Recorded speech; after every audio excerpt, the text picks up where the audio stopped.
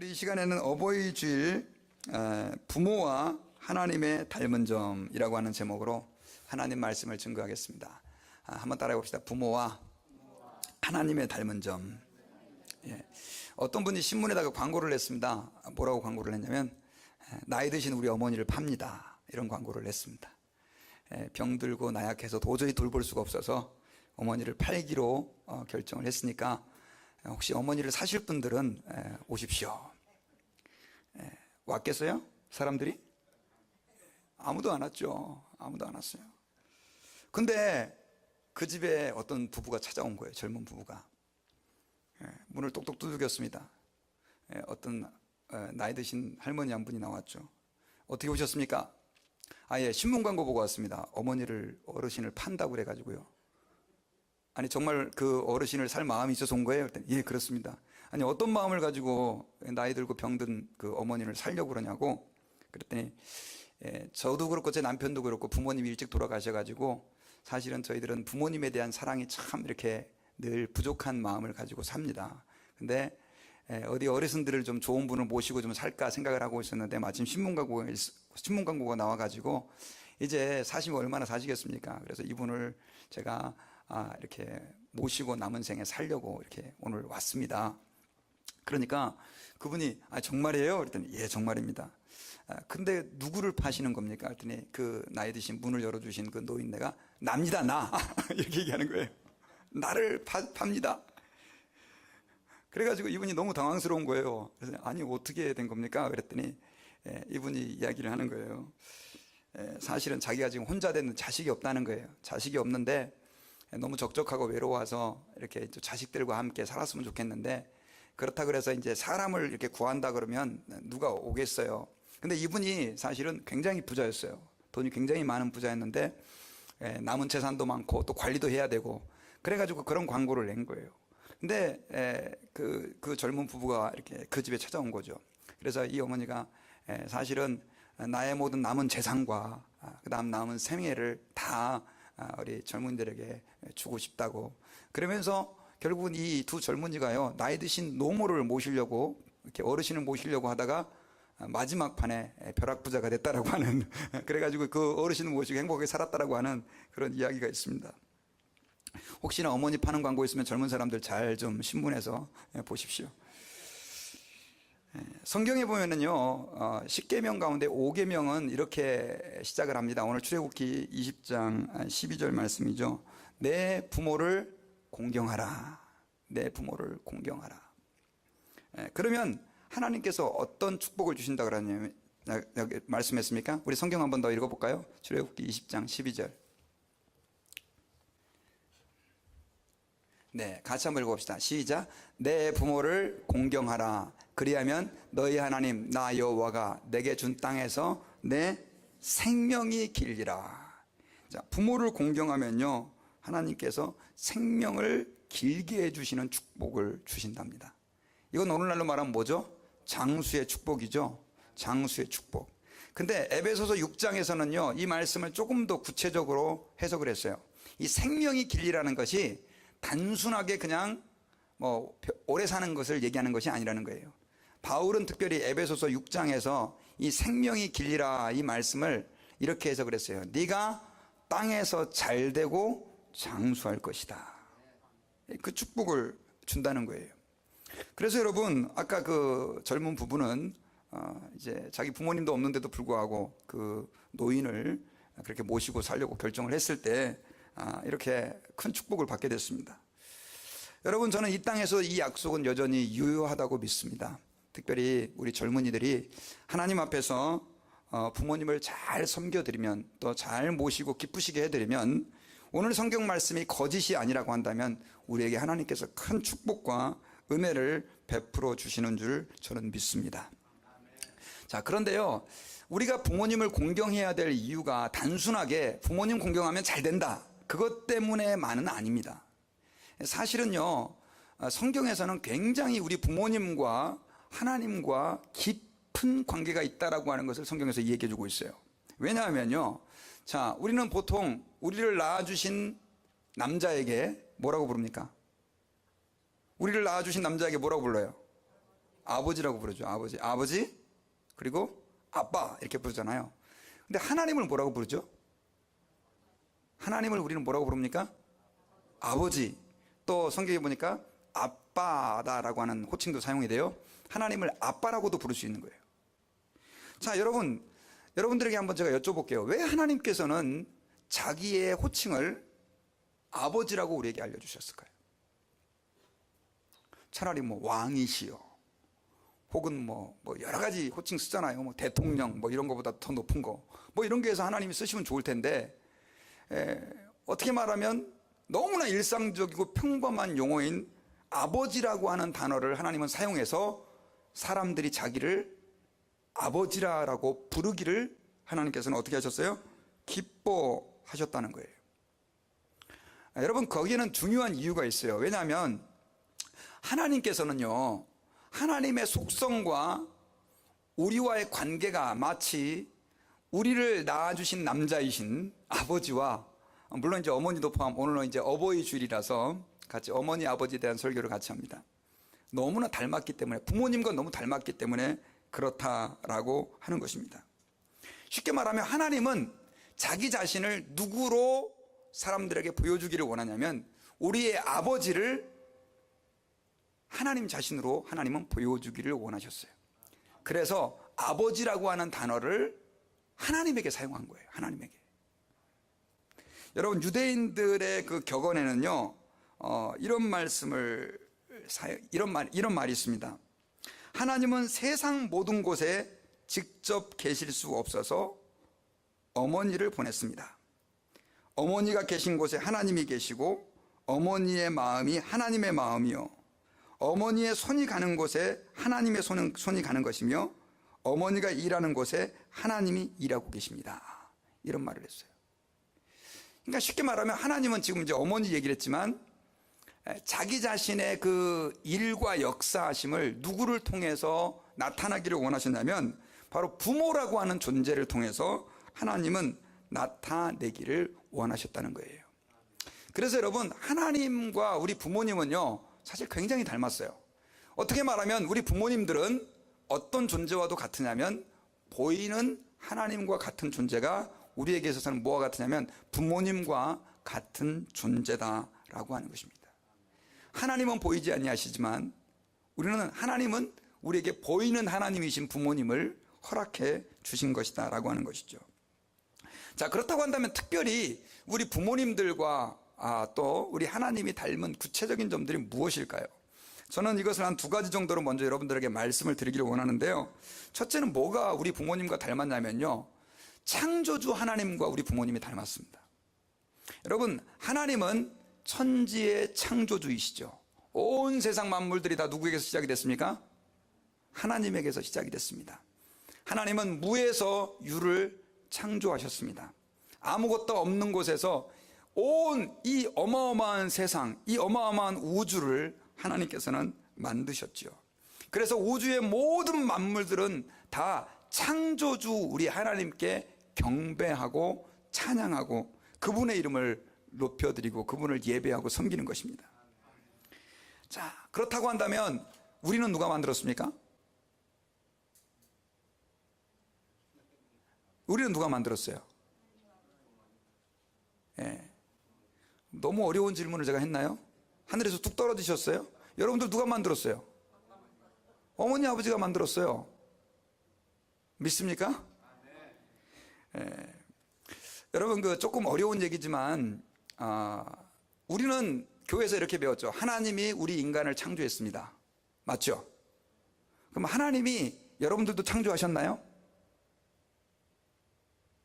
자신이 없으세요. 하나님이 여러분들도 창조하셨습니다. 믿습니까? 이거 지금 헷갈리시면 안 되죠. 하나님은 우리 모두를 창조하셨어요. 저도 창조하시고 여러분들도 창조하셨어요. 그러나 하나님께서 아담을 창조하신 거하고 여러분들을 창조하신 건 달라요. 아담은 뭘로 창조하셨죠? 흙을 가지고 창조하시고 그 코에 생기를 불어 넣어주셨잖아요. 그러나 하나님이 우리는 그런 방식으로 창조하지 않으셨습니다. 어떻게 창조하셨느냐? 우리 어머니, 우리 아버지를 통해서 우리를 창조했어요. 쉽게 말하면 우리 어머니 아버지는 우리의 뭐요? 창조자라는 뜻이에요. 하나님의 손이 그 뒤에 있었지만 보이는 창조주는 누구냐면 우리에게 있어서는 부모님이었다는 거예요. 부모님.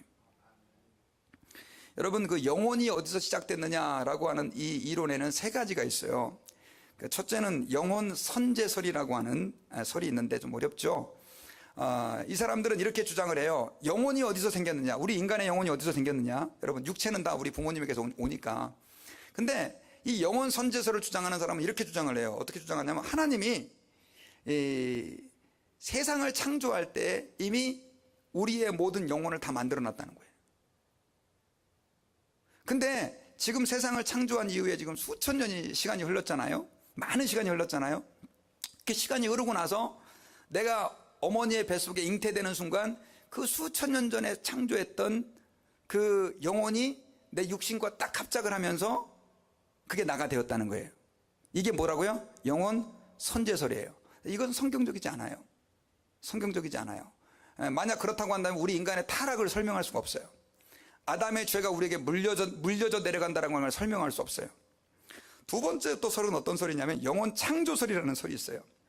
이건 뭐냐면, 자, 엄마 아빠의 뱃속에서 여러분들이 잉태되는 그 순간, 또 어떤 사람은 엄마 뱃속에서 나오는 순간 하나님이 우리에게 영혼을 창조하셨다라고 주장하는 거예요. 처음하고 좀 다르죠. 처음은 아주 오래전에 내 영혼을 창조했다가 내가 잉태되는 순간 그게 이렇게 들어오는 거고, 영혼 창조설은 내가 엄마의 뱃속에서 만들어지는 순간, 그러니까 정자와 난자와 결합하는 순간 하나님께서 영혼을 거기다 창조해가지고 접목시켜 준다는 거. 또 어떤 사람은 뭐 엄마 뱃속에서 나올 때 두 개 다 비슷한 소리예요. 근데 이것도 좀 성경적인 근거가 약해요. 그러면 우리는 성경적으로 우리의 영혼이 어떻게 생기냐고 믿냐면요, 자, 여러분 잘 들으세요.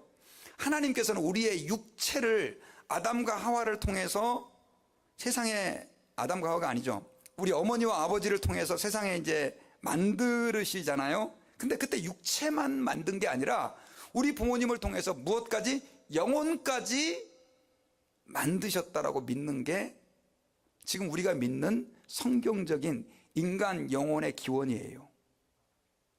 쉽게 말하면 내 영혼도 누가 창조했다고요? 부모님에게서 우리는 창조되었다라고 믿는 거죠. 여러분, 그렇다고 한다면요, 우리는 사실은 우리 부모님이 우리의 시작이고 우리의 근원이죠. 예전에 그래서 우리 조상들은 그걸 알아가지고요, 부모님에게 물려주는 건 하나도 손댈 수 없다 그래가지고 그 중에 대표적인 게 머리였어요. 머리. 남자들 머리를 안 잘랐잖아요, 조선시대 될 때까지. 그래서 머리카락을 자르려고 그러니까 나중에 일본 사람들이 이제 그 긴 머리를 이렇게 자르면서 머리카락을 자르려고 그러니까 뭐라 그랬습니까? 내 머리를 자르려거든 목을 베라, 머리를 자르려거든 머리를 잘라라, 그러면서 막 저항을 했잖아요. 그것이 뭐 제가 볼 때는 옳은 것은 아니지만 어쨌든 우리 조상들에게는 그런 마음들이 있었어요. 여러분, 우리가 하나님 아버지 앞에서 특별히 우리 부모님을 대할 때 기억해야 될 한 가지는 뭐냐면요, 여러분들 부모님이 아무리 못났고 또 부모님이 아무리 부족한 사람이고 아무리 못 배우고 아무리 내게 잘해준 것이 없어도 기억해야 됩니다. 부모님 때문에 내가 존재하게 됐던 거예요. 부모님이 나의 시작이에요. 그거 하나만으로도 부모님은 공경받으셔야 하고, 그거 하나만으로도 부모님은 섬김을 받아야 될 자격이 있다라고 하는 것을 저희들이 기억해야 됩니다. 여러분, 생일 때 되면 생일 축하 다 받죠? 그죠? 생일 축하합니다.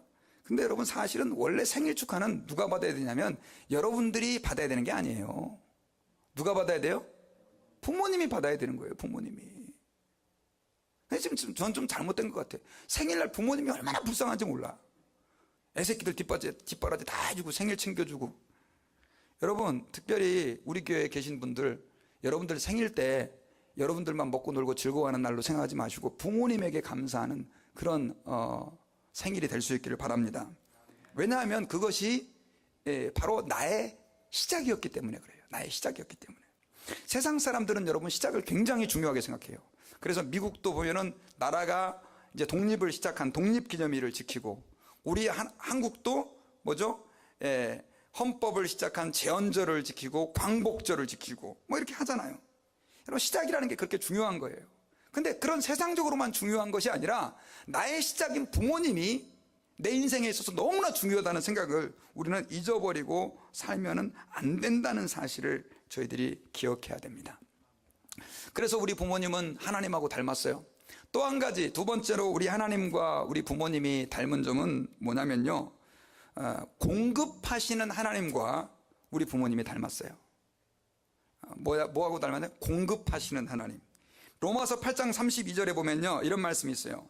자기 아들을 아끼지 아니하시고 우리 모든 사람을 위하여 내어주시니까 어찌 그 아들과 함께 모든 것을 우리에게 은사로 주지 아니하시겠느냐. 여러분, 하나님께서는 우리에게 공급해 주시는 하나님이세요. 하나님은 우리에게 부어주시고 그 다음 또 우리가 필요한 것들을 채워주시는 하나님이세요. 여러분 믿습니까?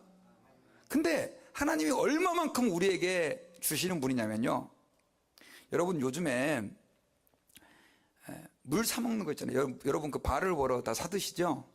제가 군대에 있을 때인 것 같아요. 이제 군대 제대하고 얼마 안 됐는데 이제 그때 막 발을 벌어라는 게 뭐 이렇게 처음 이렇게 한국으로 소문이 들려온 거예요. 그때 이랬어요. 야, 서양 놈들은 미쳤댄다. 물을 판댄다. 그때 그랬다니까요. 혹시 기억나시죠? 어떤 미친놈이, 죄송합니다. 강대상에서 물을 사 먹냐. 근데 여러분 지금 다 물 사 드시잖아요. 근데 여러분 지금 그 얘기 아세요? 이제는 공기를 사 먹는 시대가 됐어요. 그래서 지금 알프스 같은 그 산의 좋은 공기를 압축해 갖고요, 이 캔으로 받아 가지고, 지금 중국이 공기가 너무 안 좋잖아요. 그리고 한국도 지금 안 좋고, 그래가지고 그거를 이제 캔으로 해갖고 이렇게 파는 그런 비즈니스를 지금 시작을 하고 있대요. 여러분, 만약에요, 하나님이 우리에게 주신 이 공기와 또 물들, 뭐 지금 이제 그렇게 장사하는 사람들이 있지만 그걸 우리가 다 돈 내고 사 먹어야 된다고 생각해 보세요.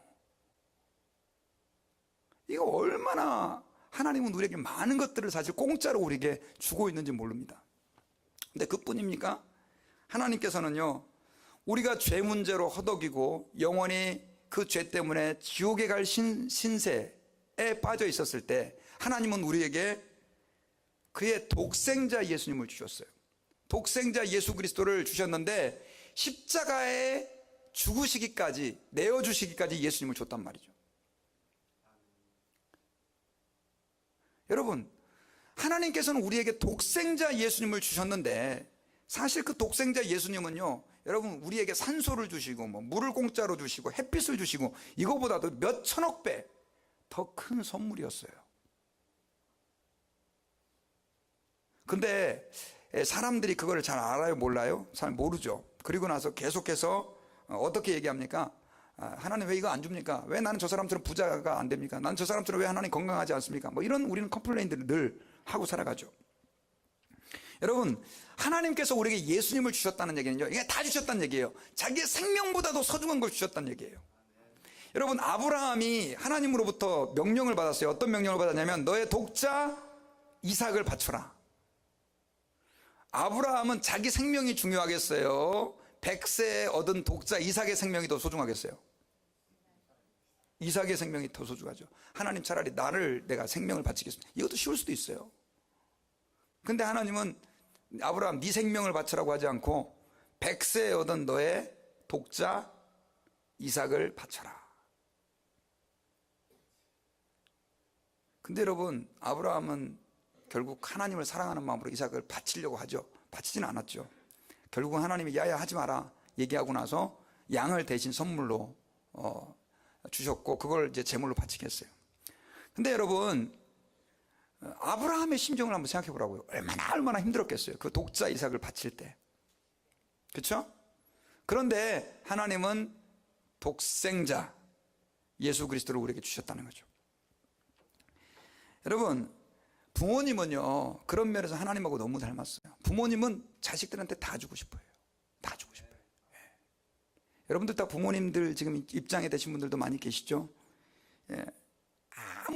아무리 퍼줘도 아깝지 않은 게 부모의 마음이에요. 물론 요즘에는 텔레비 아주 이상한 부모들도 많이 나오지만요, 부모는 그렇게 다 우리에게 내어주고도 더 못 줘서 안타까워하는 사람들이 부모예요.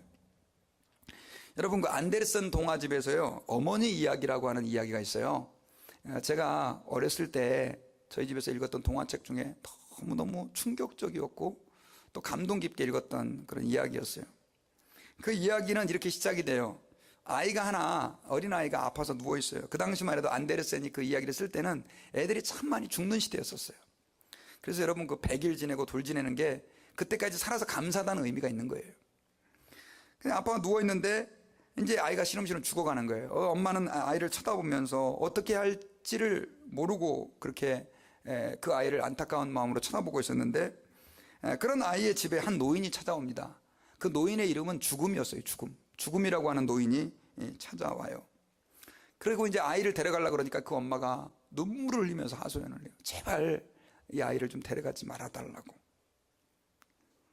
그리고 막 울고 있는데 자기도 모르는 사이에 이 엄마가 잠이 든 거예요. 그래서 잠깐 깨보니까 아이가 있어요, 없어요? 아이가 없어진 거예요. 그래서 이 엄마는 정신없이 통곡을 하면서 밖으로 무작정 뛰어나갑니다. 그리고 이제 아이를 찾기 위해서 여기저기를 막 헤매는데, 막 길을 막 이렇게 달려가는데 두 갈래 길이 나온 거예요. 두 갈래 길이. 근데 어디로 가야 될지를 몰라갖고 이제 엄마가 울고 있는데, 그때 한 노파를, 한 할머니를 만나요. 그러고 나서 그 할머니에게 이렇게 묻죠. 할머니, 혹시 우리 아이 못 봤냐고. 그랬더니 그 할머니가 뭐라고 그러냐면, 내가 달라는 걸 주면 내가 길을 가르쳐 주겠다, 그렇게 얘기를 해요. 그러니까 그 엄마가 무엇이든지 주겠다고. 그러니까 뭘 드릴까요? 그랬더니, 나는 지금 늙어서 머리가 하얘지고 탄력도 없어졌는데 너의 그 윤기 있는 검은 머리를 내게 주면 내가 길을 가르쳐 주겠다는 거예요. 엄마가 어떻게 했을까요? 그럼 내 윤기 있는 검은 머리를 주겠다고 그렇게 주죠. 그래서 이제 이 머리가 허옇게 변해버렸어요. 그리고 나서 또 이제 그 가르쳐 길로 막 가는데, 이번에는 어떤 또 갈림길을 또 만난 거예요. 근데 그 갈림길에는 가시나무가 하나 서 있는 거예요. 그래가지고 또 가시나무가, 동화니까 이제 말을 합니다. 가시나무한테 또 엄마가 물었어요. 가시나무야, 가시나무야, 내가 지금 내 아이를 찾으러 가야 되는데 어떻게 가면 좋겠냐고.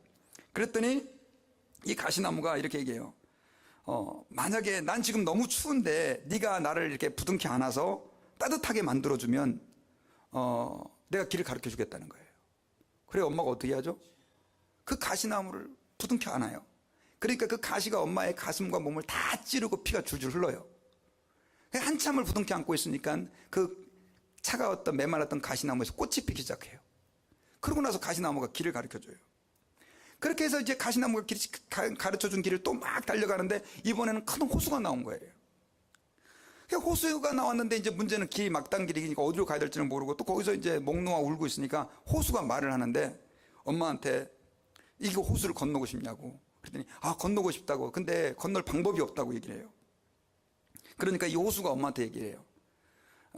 네 눈을 빼어주면 내가 너를 이 호수에서 건너게 주겠다고. 그러니까 이 엄마가 또 어떻게 합니까? 그 호숫가에 앉아가지고 눈물을, 자기 몸 안에 있는 모든 물을 이렇게 뺄 때까지 눈물을 흘리면서 결국은 눈알을 빼서 그렇게 해가지고 호수에게 주죠.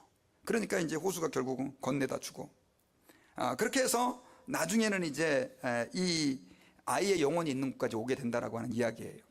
이게 참 나중에 비극으로 끝나는데 제가 그 이야기를 다 말씀드릴 수는 없고, 그 장면이 지금도 제 마음속에 굉장히 깊이 남아있어요.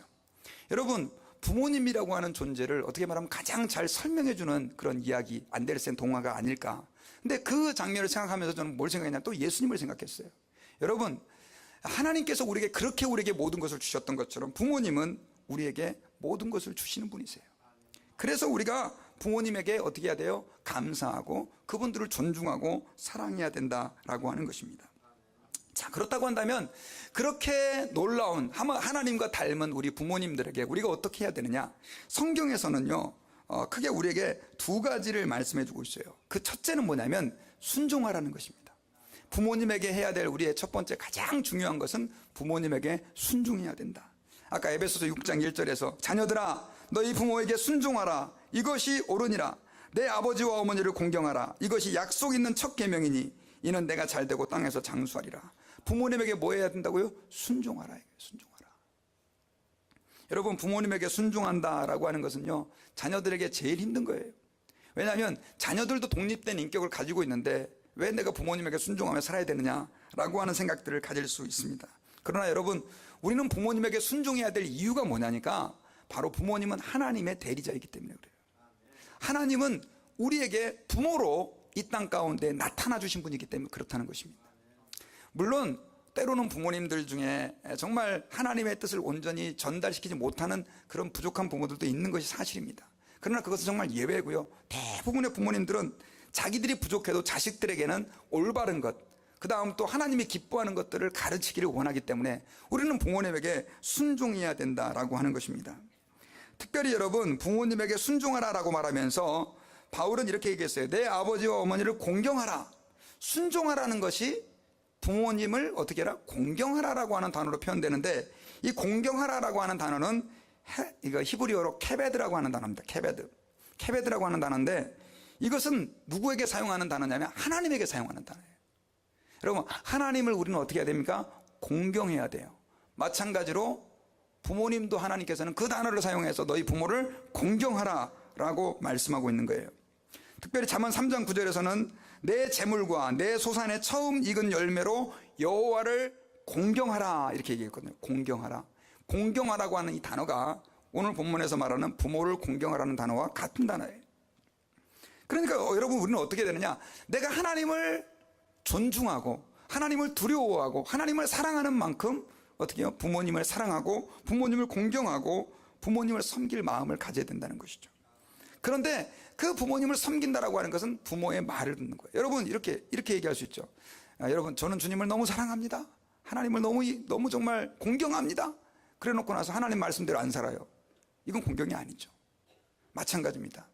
우리는 그래서 특별히 이미 부모님이 돌아가신 분들은 부모님이 내게 주셨던 교훈이 있잖아요. 교훈.